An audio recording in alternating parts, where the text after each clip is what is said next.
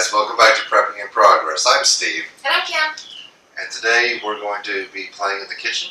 Yeah, we're back in the kitchen, so sorry if it's a little bit echoey. But today we are going to be answering a challenge from NWA Prepper. And that challenge is to make something from your long-term food storage. So let's get started.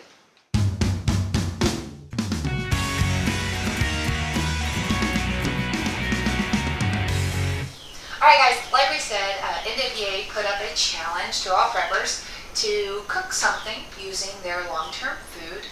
And so we are going to take him up on that, and I'm going to kind of cheat and cook the absolute simplest meal that I can think of.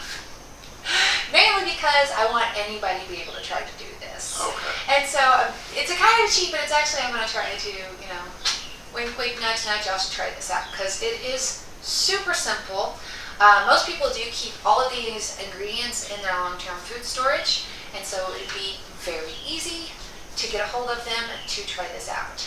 Now this recipe came from your mom, who was gracious enough to give me this wonderful cookbook. I really like these older cookbooks that she manages to find because many of them don't use cans or anything like that in their cooking. It's all from scratch. And so this is a flatbread from India. I do not know how to pronounce it. It is either Chapatties or Chappies. I don't know which one. And so please forgive me, my Indian friends, who are probably cringing at my southern pronunciation of that word.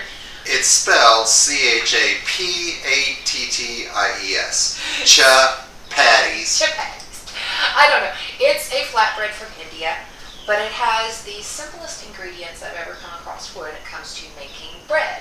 And everybody kind of gets intimidated when making bread. I mean, there's all of these rules about rising and doing this and water and what kind of, do you need it filtered, do you need this kind of bread? It gets complicated. This is a recipe that is probably one of the oldest recipes known to man, is the flatbread. It's found all over the world because of how simple it is to cook. They make a version of it with Navajo Flat Bread, have theirs. There's a version of it in India. There's Pakistan has theirs, Arabian flatbreads, and there's all kinds of different ones. But this one, like I said, is an Indian one mainly because one thing I found different, I don't know why, but it's because it's using the oil. Okay. But all the ingredients are literally water, my little water, flour, oil, and salt. That's all of your ingredients. And we're going to... Now, if that's all the ingredients, is this an unleavened bread? This is a completely unleavened bread. So all of my kosher friends, if you're going through Passover, this would be a super simple bread where y'all can cook up for your meal. If you've gotten all the leaven out of your house and you want to make sure that you're able to cook it up for Passover or something. And like I said, because we're going to be cooking it on a skillet, it also traditionally is even, with Navajo bread, is cooked on a hot rock over a campfire. And so you can use that instead. But like I said, going camp out cooking a simple griddle, skillet, anything like that, and you can have a flatbread. Now, would you consider bringing this to the EMP camp out at the swap meet next weekend? I could, because it's super simple. You can take this sort of stuff along with you pretty easily. The flour, just have a small container. You can even pre-measure it out and take it along with you. And you really don't even need to bring a rolling pin. You can even use a stick to roll it out, or your hands. And so I mostly just get them using the rolling pin to get them in a nice shape. But it is, like I said, being such an old recipe, old bread, they didn't have all of our fun kitchen utensils. They had the most basic of kitchens, and most of the time that kitchen consisted of a campfire. Okay. And so a lot of the stuff you'll see is you use all of your hands to mix it, and then it's putting over literally a hot rock, which is going to be our cast iron skillet today. So we'll get started, and y'all can come watch along and see. Okay, what do I do first? First, we're going to get 1 cup of flour. So this is our little half cup scoop, so we'll do 2 of these. 2 of those? And this is a very generous bread. It's very forgiving, and so I was actually cooking this up the other day, and I added too much water and not enough flour. So was super easy to just add a little bit more flour to it until I got the consistency that I was really liking. But I was really happy with a 1 to 1/2 ratio, 1 cup of flour to a 1/2 cup of water. So, but first, before we do the water, we're going to finish doing our dry ingredients, which is literally a pinch of salt. And I know my southern friends, a pinch. And so how much is a pinch? That'll work for a pinch. It doesn't have to be much at all. You're pretty much, to me, bread isn't worth it if we don't have a little bit of salt. So, like I said, this being long-term food storage, your flour, you can store it long-term, but the most it'll last, most likely, is about 5 to 10 years, possibly longer than that. But if you have if you have need for the self-rising or anything like that, a lot of the baking soda won't self-rise or anything like that. But if you're just making unleavened bread, you don't have to worry about it rising or anything. That won't be an issue. Don't forget to put a bay leaf in with the flour to ward off mites and whatnots. But you can Mylar. We've got stuff that we've Mylared back 5 years that we're hopefully going to be breaking out here soon to see how well they work. Like I said, even if your baking soda and stuff like that is no longer any good, making unleavened bread like this that you don't need to have will rise is a good alternative for using that flour. Like I said, flour is definitely in our long-term food storage plan. Another big one that should be in everybody's food storage plan is your salt, and a lot of it. And we'll do a whole talk on how important it is to have salt. I've been researching salt and its uses in the past. We're going to have a talk. It's interesting, the history of salt, believe it or not. So we're just going to make sure our dry ingredients are just kind of mixed up a little bit. Like I said, you can use your hands where you can just kind of sift it together, and that's all it takes. I'm using a fork right now, just kind of mix that salt in. And I keep looking away while talking. I apologize. He's going to mix up the salt. It doesn't have to be well mixed. It just needs to be kind of stirred in because you're going to do more of the mixing when you go to the kneading process. Okay? Now, simple. You want to try to use warm water for this. It does not have to be hot. You can be pretty much just the heat that comes out of your tap. If you have a hot water heater, that is perfectly fine. If you're on a campsite, have it just kind of heating up. If you're boiling water to possibly purify it or something, you don't want it boiling, so wait till it cools down a little bit to where it's just bath water temperature. Gotcha. Okay. Lukewarmish. Not lukewarm, but warm. Gotcha. Okay, so we're just going to kind of mix this in as we go. Kind of making a paste and adding to it. There you go, kind of folding it in. Can y'all see? See, step to the side. And kind of just mixing it in. Like I said, it's a very forgiving bread. So we're going to kind of mix it together. Wish I could come over here and see how to put this. Yeah. There you go. You're really bright right there. I keep moving the paste around to where the dry flour is and working the flour in. Yeah, just working the flour into the wet ingredients with the dry ingredients. Now, like I said, this is going to add just a little bit of oil. You can do vegetable oil. Olive oil, to me, is preferred, but it's pretty much whatever it is that you are keeping on hand. This is optional, so it's not a necessary type thing, but it does give a nice flavor to it. So we're just going to add a couple drops of oil to it to mix it on in. It also makes it more slickery as I'm stirring. Slickery? And you said I wasn't from the South. Slickery. All right, since we don't have quite see, it's a little on the liquid side and not quite that doughy consistency that we like. We're going to add a little bit more flour. Looks like this is just a little too much water on that. See, it's more of a batter. You don't want that. You want an actual kind of bread ball to work with. So, like I said, this is a very forgiving recipe. If you add too much flour, add a little bit more water. If you add too much water, add a little bit more flour. Next thing you know, you're feeding the campsite next to you. Not necessarily. You kind of work it out. You kind of want kind of that really kind of doughy where it's kind of sticking. I did this with my hands the other day, so it's kind of new with a fork. Well, get your hands in there. No, not right now. It's still way too liquidy. There's another one, stickily liquidy. Just let it kind of mix it around and pick up that flour that you got on the edges. And eventually it won't stick to the edges. It'll just start sticking to itself in a ball.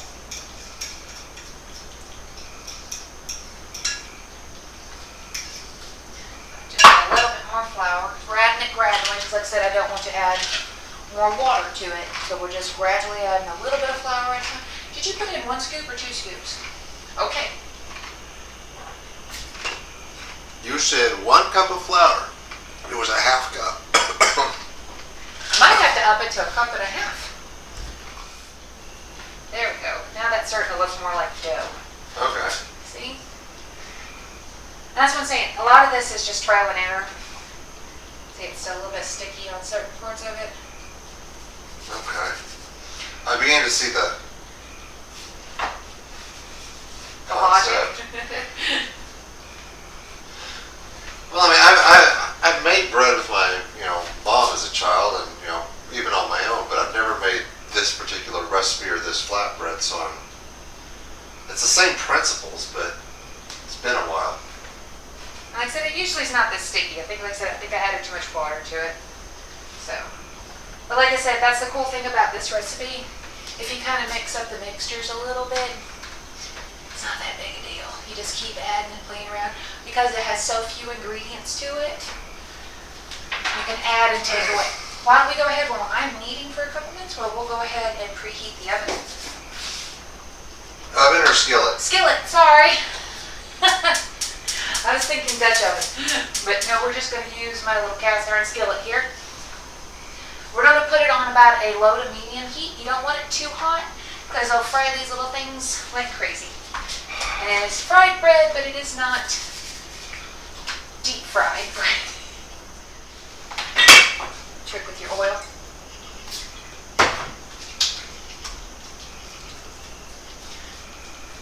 It's going to make it a lot easier to work with. Rub the oil just kind of on your hands. So when you get ready to start working it out and rolling it out, look at that nice consistency. There you go. Gosh, ball. All right, so all you're going to do literally now is start dividing it up. And just make as big a sections or as small a sections that you want.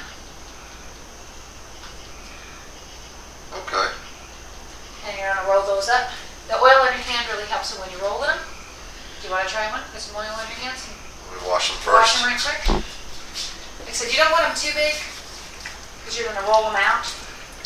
But a tortilla size is kind of what you're going to go for. Okay. Sorry, guys. All right, you just put a little bit of oil on your hands. Oop, yeah. So roll it together. Grab hold of that. Watch how easy that is to work. I tear it in half, flip it around. You show when you're doing it? My balls are big.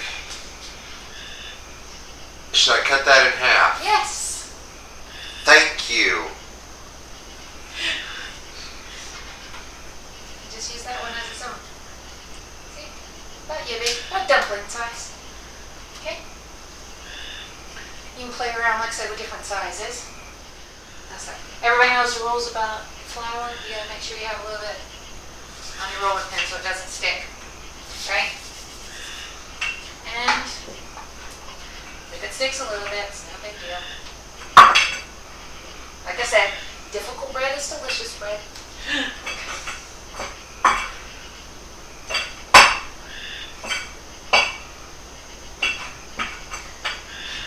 You don't necessarily have to go any kind of particular shape. You can play around with it. I don't find having perfect circles any better than having, I tore that one a little bit more flour on my cutting board. There we go.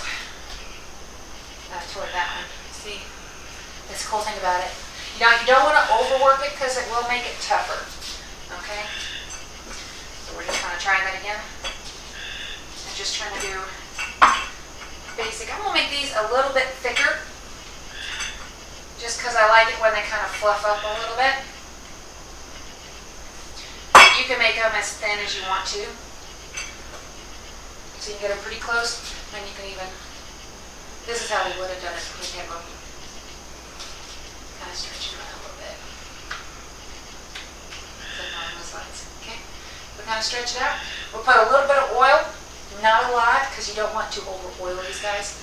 You don't want them deep fried. You're just gonna, which you could do it without oil, but it's a little easy. Yeah, go ahead. Question, but without being a smart aleck, this is going to sound smart alecky. What would happen if you did deep fry with a little powdered sugar? Kind of tastes like a donut. I said being pretty much bread and water, flour and water. You can do just about anything with it. So we're going to have donuts at the end of the world. We could. I'm Here, on board. grab me a spatula. We're just going to toss these in. Yes, I'm using my finger because this side is cool right now. I'm pretty much just putting a little bit of that oil and kind of moving it around. Once it gets too hot, I'll take my finger out of it. So, it doesn't have to cook very long at all on one side. Once you start seeing bubbles, don't try to pick it up with your fingers. Like this? Don't do it. You're gonna wait till you start seeing where it kind of bubbles up a little bit in the pan. Kind of like a pancake. Yeah, kind of like a pancake. You'll start seeing little air pockets start to form as the bread starts to cook. And so you're gonna flip it over until you get that consistency that you like. We'll get us a little plate to put them on because you're gonna try them.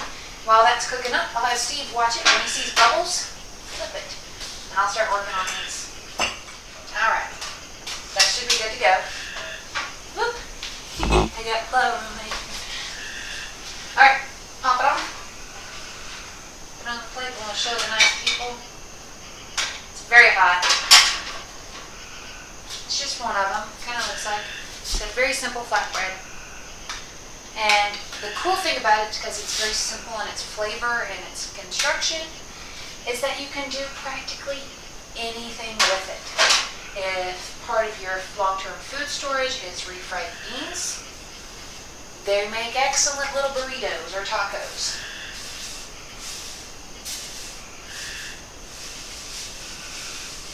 If you have access to cheese that will actually melt, unlike some of the goat cheeses, you can make quesadillas with these little things. Well, even goat cheese, that might make more of a Mediterranean one that would be goat cheese and spinach, or I like them as peanut butter and jelly sandwiches, honestly. They taste kind of the consistency of saltine cracker, but a little bit lighter and hairier. So, you want to test your, ooh, it's very hot. You want honey on it maybe? Or you just want it by itself? Very good. Very good? Very For good. such a simple ingredients. That just about anybody, even me, I'm no chef, trust me. But it being very simple ingredients.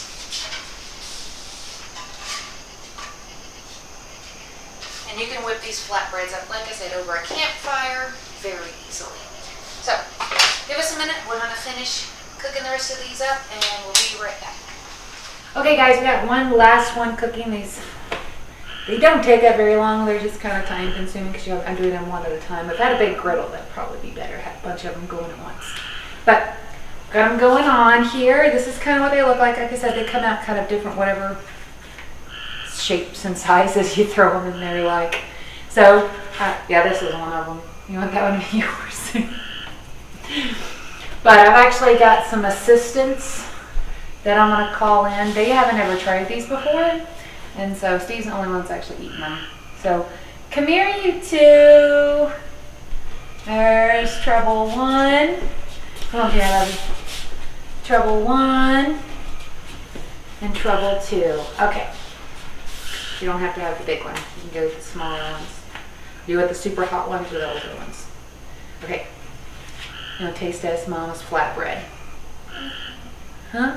She doesn't like bread, so she actually likes it. This is going to be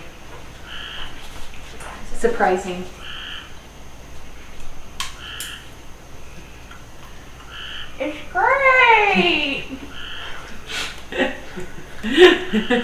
Dad, quit threatening. It's delicious. It's good, right? No, seriously. It's just a plain, there's not a whole lot to it. But I said I like mine with peanut butter. Personally, you want to try it a little bit with peanut butter?